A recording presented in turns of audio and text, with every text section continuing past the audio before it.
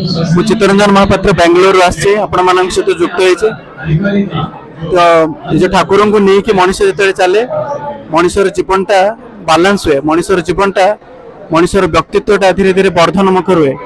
ସେଇ ମଣିଷଟା ଯେଉଁ ମଣିଷଟା ବୃତ୍ତି ରଙ୍ଗରେ ଥାଏ ଏଇ ଇଷ୍ଟଙ୍କୁ ଭଲ ପାଇବା ଭିତରେ ଦେଇ ସେ ମଣିଷ ଭିତରେ ସେ ଦେବ ଚରିତ୍ରଟା ରୂପାନ୍ତର ହୁଏ। କିନ୍ତୁ ଆଜିର ସମୟରେ ଦେଖାଯାଏ ମଣିଷ ଅନେକ କିଛି ଏଇ ବିଜ୍ଞାନର ପ୍ରାଚୁର୍ଯ୍ୟ ଭିତରେ ଦେଇ ଜୀବନକୁ ଉପଭୋଗ କରୁଛି, କିନ୍ତୁ ତାର ଜୀବନରେ ଯେ ଭଗବାନଙ୍କୁ ନେଇ ଉପଭୋଗ କରିବା ସେଇଟା ମଣିଷ ଭୁଲି ଯାଇଛି। ଯେତେବେଳେ ମଣିଷ ଏ ସତ୍ସଙ୍ଗରେ ଯୁକ୍ତ ହୁଏ ମଣିଷ ଭିତରେ ସେଇ ଭାବଟା ଜାଗୃତ ହୁଏ ଯୋଉଟା ତାର ଜୀବନକୁ ସମ୍ବର୍ଦ୍ଧିତ करे। जय गुरु। मेरी सौभाग्य है कि मैं आपके साथ जुड़ पाया हूँ, क्योंकि हम सबको पता है हमारा जो लाइफ रहता है काफी कॉम्प्लेक्स रहता है और काफी टाइम क्रिटिकल रहता है ना। तो जटिल ज्वालमय जो कर्ममुखर जीवन को सर्वोत रूप से मधुमय और पुण्यमय करने के लिए परम दयाल परम पुरुष को पुरुषोत्तम श्री ठाकुर जी की आविर्भाव हुआ इस धराधाम में। तो हम सबकी सौभाग्य है कि ठाकुर जी आए हैं, लेकिन जब तक हम उनको अनुसरण नहीं करेंगे हमारा जीवन की चलन चरित्र और चाहिदा अगर इष्ट स्वार्थ प्रतिष्ठा में नहीं रहेगा तब जीवन कभी सार्थक नहीं होता है।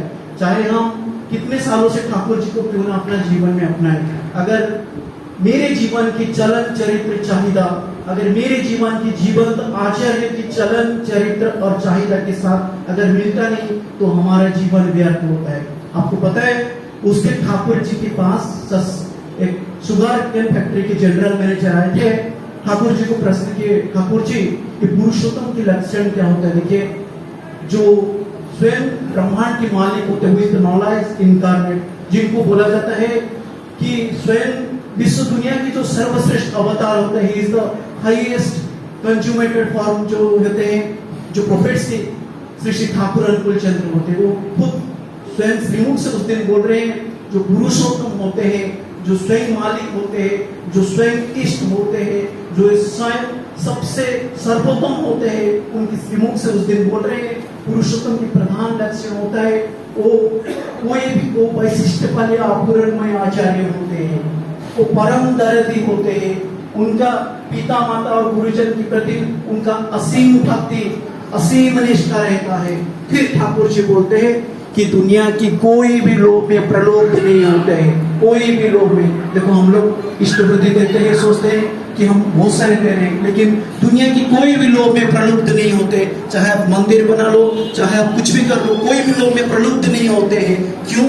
कि जब तक मैं उनका साथ जुड़ नहीं पाता हूँ। सर्वधर्मान परित्यज्य मामेकं शरणं व्रज बोलते हैं। इसलिए बोला जाता है कुंतया कि जो मेरे जो भक्त रहते हैं वो जो प्रतिजन जो रहते हैं उसका कभी मृत्यु नहीं होता है। वो श्री जो भगवान जो बोले हैं, कृष्ण भगवान जो बोले, ठाकुर भी वही बात बोल रहे। देखिए, जब उस दिन ठाकुर जी बोलते थे कि जो पुरुषोत्तम होते हैं वो परम दर्दी होते हैं, पिता माता गुरुजन के प्रति असीम भक्ति असीम निष्ठा रहता है, दुनिया की कोई भी लोभ में प्रलुब्ध नहीं होते, वो होते हैं मालिक स्वयं पुरुषोत्तम।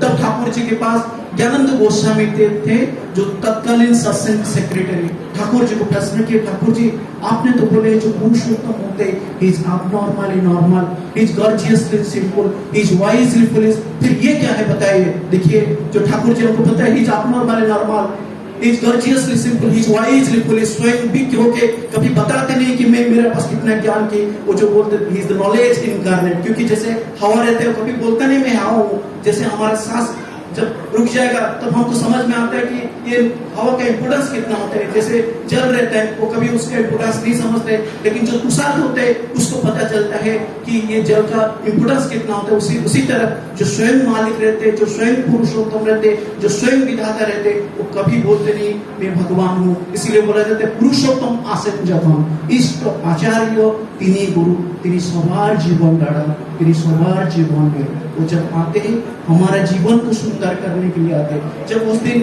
ज्ञानंद गोस्वामी ठाकुर जी को प्रश्न कर रहे, ठाकुर जी आप तो बोले ही नॉर्मल गर्जियसली सिंपल वाइज, फिर ये क्या है? फिर ठाकुर जी को जब वो विनम्र से प्रश्न वो ठाकुर जी को निवेदन किए, ठाकुर आप दयापूर्वक बताइए। तब ठाकुर जी बोलते हैं जो पुरुषोत्तम होते हैं, जो इष्ट होते हैं, जो स्वयं विधाता होते, जो मालिक होते, उनका संग करना होगा।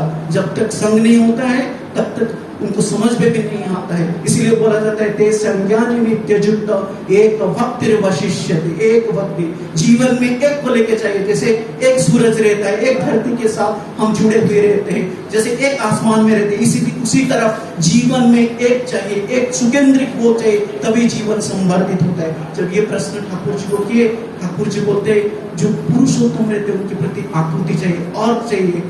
वो अर्ज क्या करते हैं, मेरे जो लाइफ अर्ज को रिवाइटलाइज करते हैं, उसको रिजुविनेट करते हैं, तो उनके प्रति आपूर्ति चाहिए, उनको संग करना पड़ेगा। फिर वो बोलते उनका संग करते करते उनका साथ युक्त होना पड़ेगा। जब तक मैं उनका साथ युक्त नहीं होता हूँ तब नहीं समझ पाऊंगा। इसलिए जब मैं उनका साथ युक्त होता हूँ, अर्थात क्या है, मेरा चलन चरित्र जब इष्ट माफिक होता है तब जीवन संवर्धित होता है। फिर ज्ञानंद गोस्वामी ने ठाकुर जी को प्रश्न किए, ठाकुर जी आप दयापूर्वक बताइए ये कैसे संभव हो सकता है। देखिए भक्त और भगवान के जो लीला रहते हैं वो भक्त को लेके ही रहता है। जब ये प्रश्न किए ठाकुर जी बोले जैसे माँ रहता है अपना संतान संतति के प्रति वो निस्वार्थ पर भाव से करता है और वो चाहती है कि उसकी संतान सबसे श्रेष्ठ हो। उसी तरह मेरे अगर आकुति, मेरे अगर अर्ज, मेरा अगर निष्ठा, अनुगत्य, man in place and plot जो होते पुरुषोत्तम। आपको पता है पीसी सरकार का ठाकुर जी के पास आए थे जो विख्यात, जो विशिष्ट या जादूगर थे, तो ठाकुर जी को आके पूछ रहे, दिख रहे हैं कि सत्संग के माहौल में काफी मुक्त हुए दिखे। फिर जाके दिख रहे हैं कि ना ठाकुर जी कुछ गेरुआ पहनते, ना कुछ दाढ़ी बनाए रखते, ना कुछ ऐसा वेशभूषे, फिर भी इतना सारे लोग। फिर वो जाके ठाकुर जी को पूछे, ठाकुर जी आपका जादू क्या है, कुछ बताइए। तब ठाकुर जी जो बोले ही गर्जियसली सिंपलवाइज इनफुलिस abnormal नॉर्मल, जो स्वतः उनका अंदर प्रतिभात होता है। तब ठाकुर जी बोले मैं तो परम पिता की मूर्ख संतान, मुझे पता नहीं, आप एक काम करो, उस आनंद बाजार में जग्गेश्वर साहब के एक दादा है उनसे जाके मिल लो। फिर वो गए, पूछते पूछते उनका पास जब पहुंच गए, वो दिखे, वो दादा को जाके पूछे आपका ठाकुर का मिराकिल क्या है, आपका ठाकुर का मैजिक क्या है बताइए।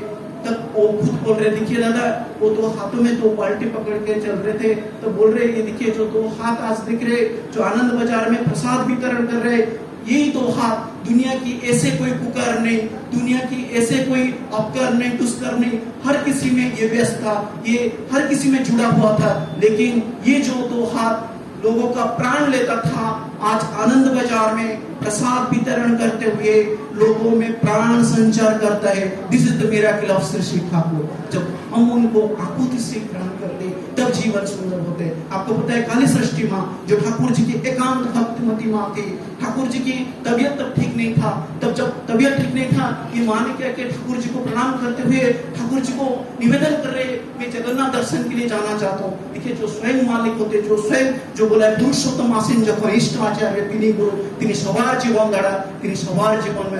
लेकिन उस दिन माँ समझ नहीं पाए, ठाकुर जी को प्रणाम निवेदन करते हुए बोल रहे मैं जगन्नाथ दर्शन के लिए जाता हूँ। तब परम पिता बोले थे, ठाकुर जी ने बोले थे ठीक है माँ चले जाओ। तब ठाकुर जी के स्वास्थ्य का अवस्था ठीक नहीं था, health condition was not good. तब ठाकुर जी ने उनको अनुमति दे दी, माँ ने कुछ दिन के लिए चले गए। और कुछ दिन के दौरान जब ठाकुर जी के पास है, फिर प्रणाम निवेदन करते हुए हाथ में कुछ प्रसाद लेते हुए जब प्रणाम निवेदन करते थे, ठाकुर जी तभी बाथरूम को और निकलते वाले थे। तब देवीदा को बुला के हुए एक बानी देते हैं, एक बानी देते हुए ठाकुर जी बोले जीवननाथ के हेलाए फेले जगन्नाथ के दिखते गलो, जीवननाथ जे जगन्नाथ अहंकारे बुझने पड़े। अर्थात जो स्वयं मालिक होते हैं उस जगत के ही मालिक होते हैं, हर किसी का सत्ता की समर्थित करते हैं। क्योंकि जो हमारा जो एग्जिस्टेंस रहता है, ठाकुर जी बोलते हैं existence is nothing but the ray of Providence हो रहते, जो विधि के विचूरण होता है वो होता है अस्तित्व। जब तक हम जुड़ नहीं थे तो हमारा जो अस्तित्व के हर कोई स्तर को वो आलोकित नहीं कर पाते। आपको पता है असीम विश्वासदा थे, ठाकुर जी के पास जब संस्पर्श में आए थे तब ये ठाकुर जी ने पूछे आपको क्या पता है आपका आगे वाला जन्म क्या है, आपको पता है क्या पीछे वाला जन्म क्या है। असीम विश्वासदा जो अमीय ग्रंथ के अनुलेखक है, तब ठाकुर जी को बोल रहे ठाकुर जी वो तो हम तो ये जो कॉम्प्लेक्स आदमी है, हम तो प्रवृत्ति के अंदर ही रहते, हमको कहाँ इतना समझ में आएगा, आप दयापूर्वक बताइए। देखिए ये होते हैं विश्व के मालिक, ये होते हैं जिनका पास आकुति से, जिनका पास समर्पण से जब आदमी जाता है वो उसका हर किसी जीवन उसका ऊर्ध्वगामी होता है, उसका जीवन उस आनंद को अनुभव करते। तब ठाकुर जी बोल रहे थे ये इस असीम विश्वासदा को बोल रहे ठाकुर जी बोल रहे कि मैं शिव चंद्र चक्रवर्ती की संतान, अनुकूल चंद्र चक्रवर्ती अपना जो ये था इसको पकड़ते हुए बोल रहे हैं कि मैं त्रिवार सत्य करके बोलता हूँ, विश्वास करें ठकबे ना, विश्वास करें ठकबे ना, विश्वास करें ठकबे ना। देखिए तभी ये बात होती हुई कुछ दिनों के बाद यही असीम विश्वासता बोल रहे जो यजन याजन इष्टवृत्ति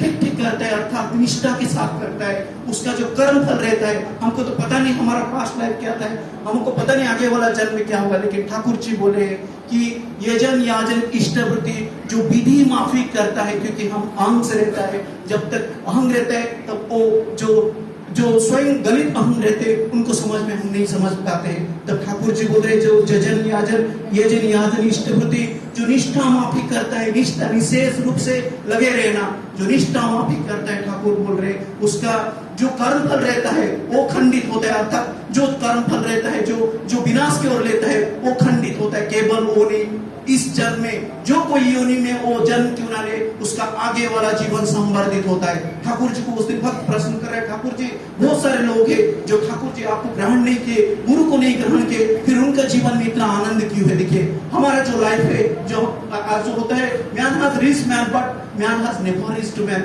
आज जो डिग्री का प्रोग्राम हो रहा है वो यहाँ टेक्नोलॉजी साइंस ने इतना एडवांस कर लिया, आज उन तक हम पहुंच गए, लेकिन मेरे घर पे मेरे पिता के पास मैं नहीं रहता हूँ, मेरी माता के साथ नहीं रहता हूँ, मेरे भाई का साथ नहीं देता हूँ, मेरे जो बहन रहता है उसके साथ नहीं रहता हूँ। ये कैसे जीवन है जिस जीवन में इतना सारा विशृंखल है, उसमें कॉस्मोस कैसे आ सकता है। जीवन में डिसिप्लिन होने के लिए उनका साथ युक्त होना पड़ेगा, नहीं तो जीवन कभी भी उसको अनुभव नहीं कर पाएगा। आपको पता है एक दिन ठाकुर जी के पास ये जो माइकल आए थे, जेम्स माइकल, आपको पता है, तब ठाकुर जी को बोल रहे, Thakur ji some say you are the incarnation of Lord Krishna, some say you are the incarnation of Sri Ram, some say you are the incarnation of Jesus, some say you are the incarnation of Lord Buddha, some say you are the latest incarnation of Sri Ram Krishna Paramhans, please tell me who you are। जब ये बात ठाकुर जी के पास रखे, ये दादा ने, mister James Michael ने, तब ठाकुर जी बोल रहे, देखिए जो स्वयं विधाता होते